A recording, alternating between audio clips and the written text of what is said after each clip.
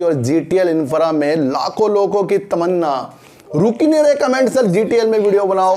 मैं आपको बीपीसीएल पर नजर रखो सर, मैं कुछ भी चीज ऐसे नहीं बोलता। साइकोलॉजी किसी भी चीज को देखने के लिए 4-5 ख्यालात आपके दिमाग में ना बना देना तो समझ लेना तब तक के आपकी साइकोलॉजी मजबूत। हम शेयर लेते हैं ना जल्दबाजी में, तो वो वहां पर रुक कर देखते हैं कि अब क्या होने वाला है, तो धोखा कभी आपको नहीं होगा सर। शेयर मार्केट को ना सर अलग नजरें चाहिए, ध्यान रखना।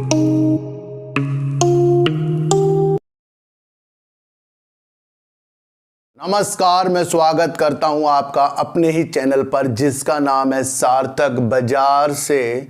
और आज बात करेंगे सर JSW स्टील की, और बात करेंगे सर HFCL और GTL इंफ्रा की, और बात करेंगे BPCL, और बात करेंगे सर कि जिस तरीके से ब्याज की दरें बढ़ाई गई हैं उसके अंदर जो प्रॉपर्टीज़ वाले शेयर हैं उनका क्या कहना है, मतलब उनके जो मालिक हैं उनका क्या कहना है कंपनी का कि क्या फ़र्क पड़ सकता है इस वजह से कि जो ब्याज दरें बढ़ाई गई हैं।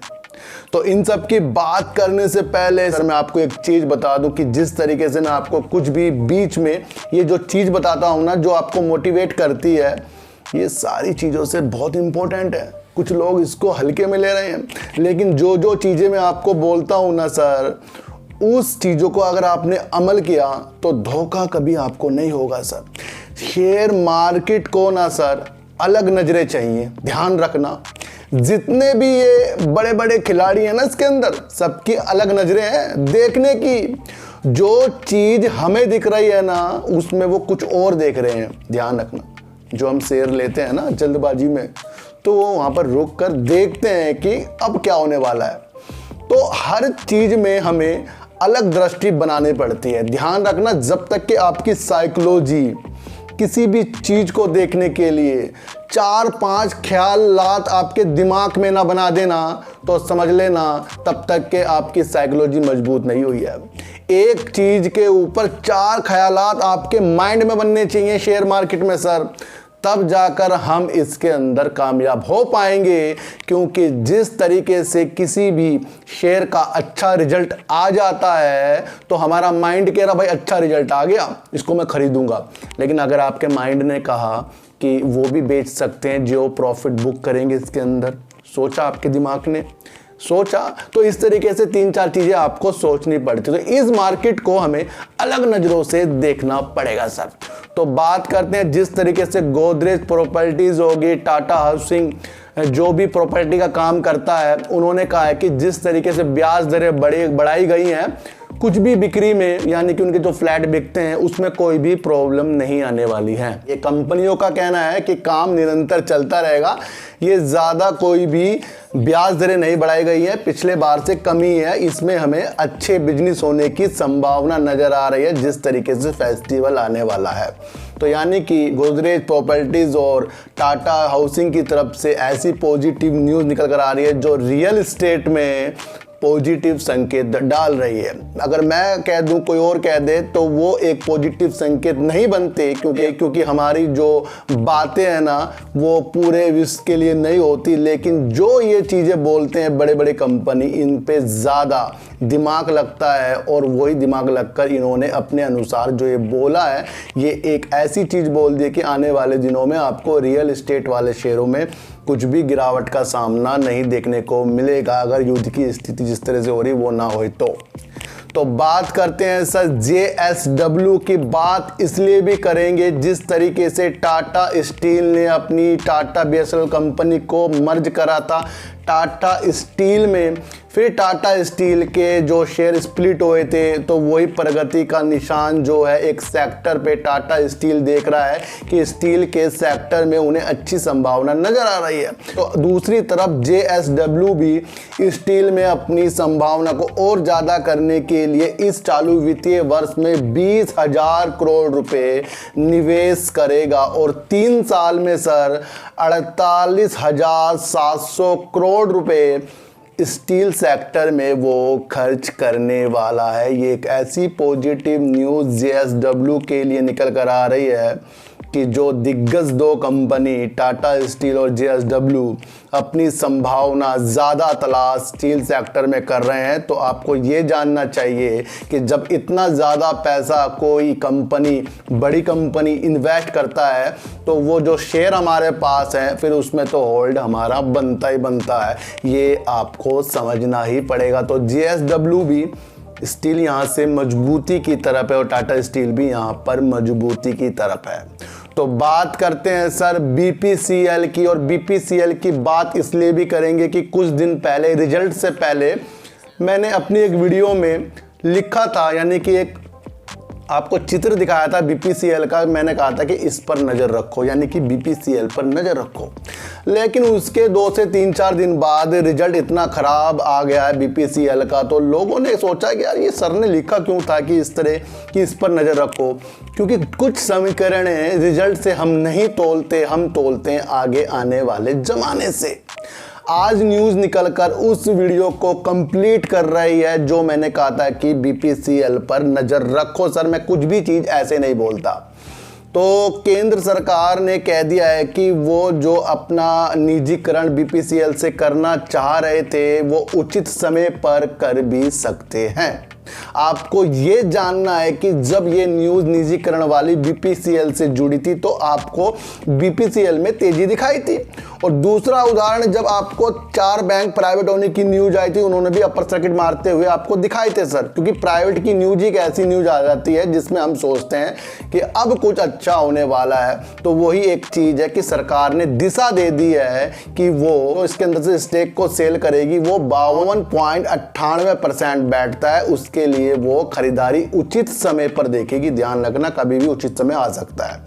तो इससे पहले इन्होंने मई में अपनी ये योजना को, निजीकरण को खत्म कर दिया था, बंद कर दिया था। हम नहीं कर रहे हैं, क्योंकि 2 जने आए थे, एक के पास पैसे नहीं थे, दूसरे को सरकार ने सोचा कि वो चीज़ें नहीं मिल पाएंगी अगर इसको हमने बेचा। तो ज़्यादा जब खरीदने वाले बैठ जाते हैं तो ज़्यादा भाव बढ़ जाता है। तो ध्यान रखिए, ये न्यूज़ जो आई है ये आने वाले दिनों पर आपको BPCL में उछाल ला कर दिखाएगी। और आपको ये भी जानना चाहिए कि जिस तरीके से पेट्रोल में एथेनॉल मिलाया जाएगा उसका टेंडर भी BPCL को कई प्रोजेक्ट के साथ मिल चुका है। वो ब्लेंडिंग करेंगे इसके अंदर एथेनॉल और पेट्रोल, और उसके अंदर आपको आने वाले दिनों में उजाला देखने को मिलेंगे। और आपको एक चीज़ ये भी देखनी होगी कि जो आपके घर के आसपास जो एक गैस लाइन बिछ रही है, जो घर में आपको सिलेंडर नहीं, अब पाइप से कई शहरों में तो हो भी चुका है, उसमें भी BPCL काम करता हुआ दिख रहा है। तो यानी कि अगर इसका लॉस भी आ गया तो इसके जो काम है वो आने वाले दिनों में बहुत अच्छे होने वाले हैं।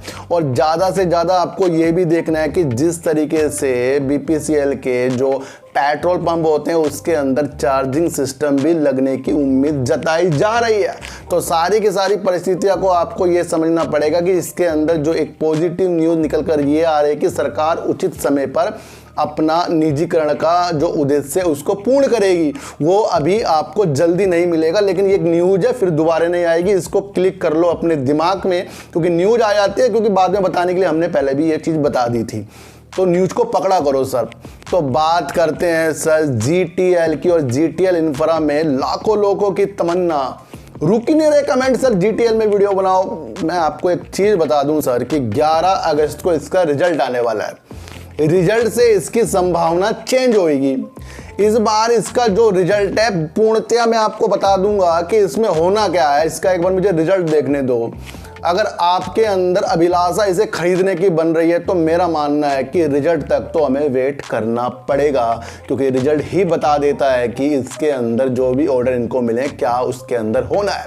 फिर भी एक जो अच्छी न्यूज़ मुझे निकल कर जो आ रही है ना, कि जो BSNL है अपने 4G नेटवर्क को बड़ी तेजी के साथ विकसित करने वाला है, और जब उनको टावर की जरूरत पड़ेगी तो वो टावर वाली कंपनी से भी ले सकते हैं। एक न्यूज़ जो बड़ी परफेक्ट मुझे अब लगी है, जो दिशा दे रहे हैं कि HFCL हो गया या GTL हो गया, अपनी जितनी भी टेलीकॉम सेक्टर की कंपनियां हैं जो इस तरह के उपकरण या टावर जो बनाती हैं, उसमें अच्छी चीज़ें हो सकती हैं। वो इसलिए हो सकते हैं क्योंकि बीएसएनएल ने कहा है कि वो देसी कुछ भी चीज़ यूज नहीं करेगा, तकनीक वो अपनी इंडिया की करेगा, अपनी देसी करेगा।